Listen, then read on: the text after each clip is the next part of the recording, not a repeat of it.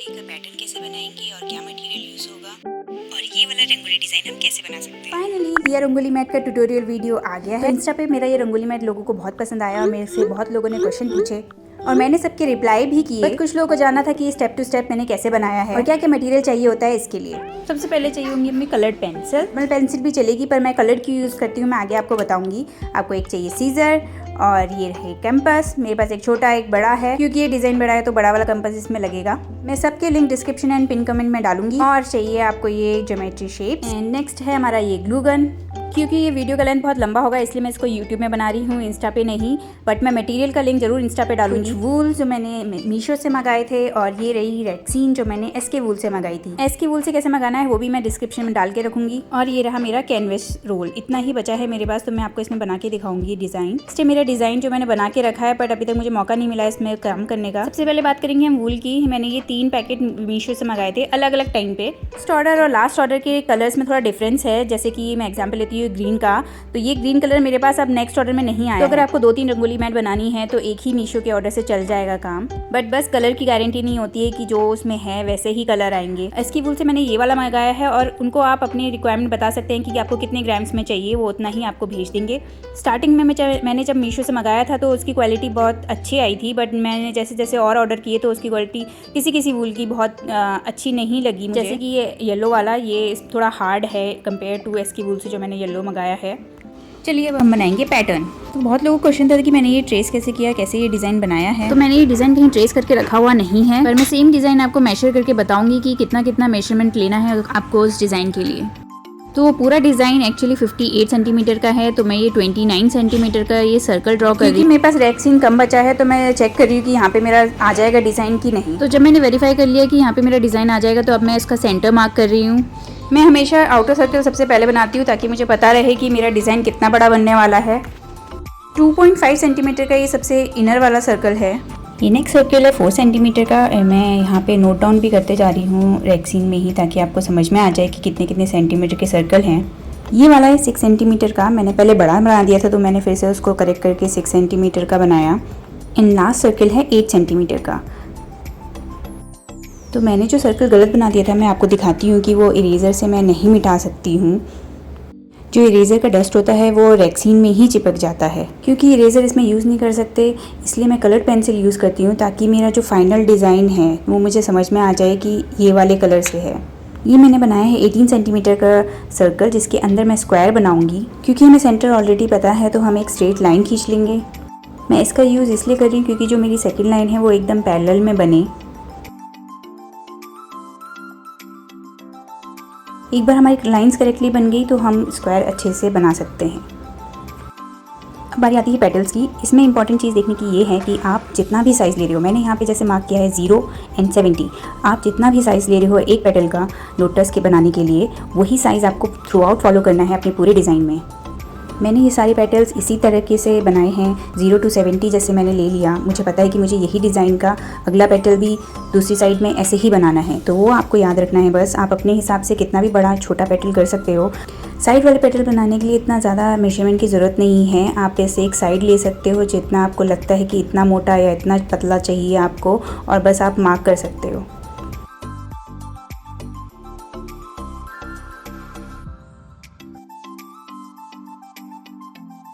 बीच में ये छोटे छोटे पेटल्स आप फ्री हैंड भी ड्रॉ कर सकते हैं। जो स्क्वायर हमने बनाया था उससे 1 सेंटीमीटर मार्क करना है और हमको एक बनाना है आउटर स्क्वायर।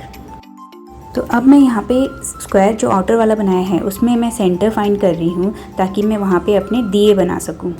दिया बनाने के लिए हम यूज़ करेंगे इसका एंड पूरा सर्कल ड्रॉ कर लेना है ताकि आपको पता चले कि आपको कितना बड़ा दिया और कितनी बड़ी उसकी लौ बनानी है। मैंने पहले भी ये फ्री हैंड ही बनाया था पर अगर आपको चाहिए कि एकदम सेंटर में आना चाहिए तो जो हमने आउटर स्क्वायर से सेंटर फाइंड किया था आप उसको एक स्ट्रेट लाइन वहाँ से बना सकते हैं ताकि आपकी लौ बिल्कुल सेंटर में आए। इसके अंदर मुझे दूसरा कलर भी डालना है इसलिए मैं यहाँ पे मार्क कर रही हूँ ताकि मुझे याद रहे कि मुझे पूरा ब्राउन नहीं करना है। इसके अंदर मुझे एक नया दूसरा कलर भी डालना है। मैं रिकमेंड करूँगी कि लौ आप थोड़ी अंदर को बनाएं क्योंकि मैंने बाहर को बनाई थी तो उस टाइम कटिंग के टाइम पे क्या हुआ कि वो थोड़ी लौ ऐसे लटकने लग गई है तो वो टूटने का डर है। तो आप अगर अंदर से उसके बनाएंगे तो ज़्यादा अच्छा रहेगा। नेक्स्ट हमारी बारी है कि बाहर के जो मैंने लोटस बनाए थे उसका भी सेम ही फॉर्मूला है जो अंदर वाले लोटस का। जितना सेंटीमीटर का आप बनाना चाह रहे हो उतना ही सारी जगह पे फॉलो करना है ताकि वो इक्वली बने। तो रेक्सिन में काम करते करते पेंसिल बहुत जल्दी यूज़अप हो जाती है, तो आप ध्यान में रखें कि अपने पास शार्पनर रखें साथ में। मेरे पास बहुत सारी कलर्ड पेंसिल हैं तो इसलिए मैं चेंज कर करके यूज़ करते रहती हूँ। तो अगर आपको एग्जैक्ट नंबर चाहिए तो मैंने ये 90 और 190 के पेटल बनाया है, और आप भी ऐसे ही कोई नंबर अपने हिसाब से, अपने डिज़ाइन के हिसाब से चूज़ करके बना सकते हैं।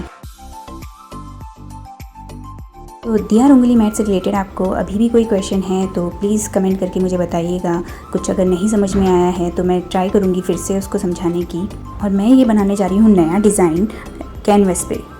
तो ये बहुत इजी है बनाना मेरे लिए क्योंकि 30 सेंटीमीटर का ये कैनवस है, और बस मार्क कर लेंगे 15 सेंटर उसका, और वहाँ पे से मैं अपना डिज़ाइन स्टार्ट करूँगी।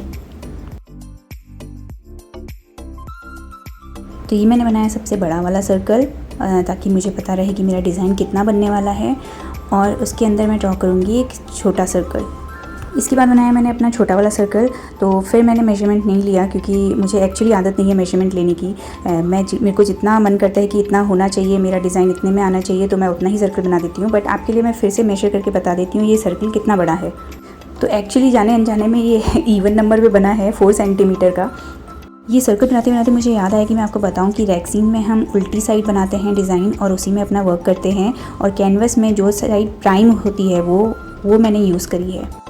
तो मैंने सोचा है कि मैं फ्लावर्स के बड़े बड़े लीफ बनाऊंगी, क्योंकि अगर मैं बहुत छोटे छोटे डिज़ाइन बनाने बैठ जाऊंगी तो ये वीडियो बहुत लेंदी हो जाएगा।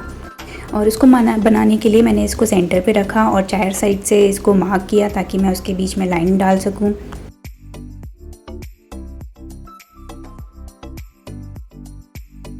अब उन लाइंस के बीच में हमको सेंटर ढूंढना है ताकि मैं उसके अकॉर्डिंग अपनी ड्राइंग कर सकूं।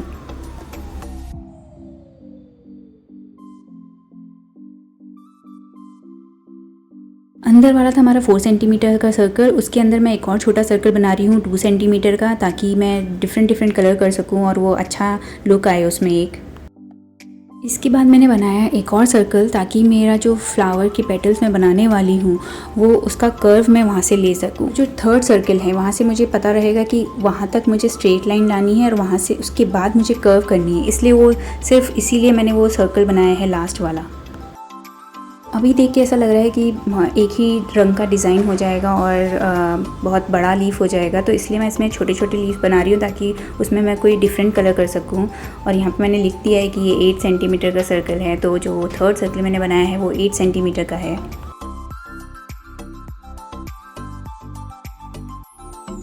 तो अब बारी आती है ग्लू गन की। तो ग्लू गन हमको ऑन करके थोड़ी देर रखना है ताकि वो हीट हो जाए। और मैंने इतना काम कर लिया है ग्लू गन से कि मेरा ग्लू गन कितना गंदा दिख रहा है। अगर आपको पता है कि ग्लू गन कैसे साफ़ करते हैं तो मुझे भी बताना कमेंट में, मैं भी उसको साफ़ करने की कोशिश करूँगी। एंड अगर आप पहली बार ग्लू गन यूज़ कर रहे हैं तो बी वेरी केयरफुल। थोड़ा कैसा एक्सपीरियंस रहा है मेरा इसके साथ कि मुझे एकदम से गर्म लग जाता है। इट्स लाइक एग्जाम्पल देना चाहूँ तो वैक्स की जैसे वैक्स आप अपने हाथ में आपके गिर जाता है कभी तो एकदम से गर्म लगता है, पर बहुत जल्दी ठंडा भी हो जाता है। बट स्टिल यूज़ करते टाइम थोड़ा ध्यान रखें कि आपके हाथ में ना लगे। सबसे इनर सर्कल के लिए मैंने सोचा कि मैं वाइट यूज़ करूँगी और उसके बाहर वाले के लिए मैं यूज़ करूँगी ब्लू, और छोटे वाली लीफ के लिए मैं ये लाइट पिंक ले रही हूँ और बड़ी वाली लीफ के लिए डार्क पिंक। लीफ का बॉर्डर मैं सोच रही हूँ कि किसी डिफरेंट कलर से करूँ, पर अभी मुझे समझ में नहीं आ रहा है किससे, तो मैं बनाते जाऊँगी और उसके बाद मुझे कलर्स समझ आते रहेंगे। तो मैं स्टार्टिंग में चूज़ तो कर लेती हूँ कि मैं ये वाले कलर्स यूज़ करूँगी, पर जैसे जैसे मैं डिज़ाइन बनाते जाती हूँ वो बदलते रहते हैं, इसलिए इसको हम थोड़ा बना लेंगे। उसके बाद डिसाइड करेंगे कि किस कलर का बॉर्डर मैं लीफ में लगाऊंगी। ईजी होता है बहुत ग्लू गन से काम करना। ग्लू लगाते जाइए और उसके ऊपर अपना थ्रेड। ये काम करना मुझे बहुत सेटिस्फाइंग लगता है। मैं एक बार बैठ जाती हूँ तो मुझे समझ में नहीं आता कि कब टाइम कितना हो गया है। तो एक टिप मैं ये देना चाहूँगी कि जितना आप ग्लू पास में लगाएंगे और अपने थ्रेड को उसके पास चिपकाएंगे तो बहुत घना डिज़ाइन बनेगा और वो बहुत अच्छा लगेगा। तो मैं सोच रही थी कि बॉर्डर में ब्राउन लगाऊंगी या फिर रेड लगाऊंगी या ब्लैक लगाऊंगी, बट ये बनाते बनाते मुझे समझ में आया कि इसके बॉर्डर में ग्रीन बहुत अच्छा लगेगा, तो मैं इसलिए इसके बॉर्डर में ग्रीन यूज़ करूँगी। और इतना एक काम करने के बाद मेरी ग्लू स्टिक भी अब ख़त्म होने वाली है, तो जैसे ही थोड़ी और कम होगी तो मैं नई स्टिक लगाऊंगी इसमें। और आप भी ध्यान रखिएगा कि आप जब ग्लू स्टिक से काम कर रहे हैं तो ये बहुत जल्दी यूज़ होती है और इसमें पूरा ग्लू का काम है, तो इसलिए ये जल्दी ख़त्म होती है, तो अपने साथ एक्स्ट्रा ग्लू स्टिक ज़रूर रखिएगा। तो एक पेटल हमारा हो चुका है। आप बताइए, बाहर के डिज़ाइन के लिए मैंने सोचा है कि येलो एंड ब्लू। अभी मुझे समझ में नहीं आता कि येलो मैं बाहर रखूं कि ब्लू, बट फिर फाइनली मैंने सोचा कि येलो बाहर रखते हैं और ब्लू अंदर को रखते हैं।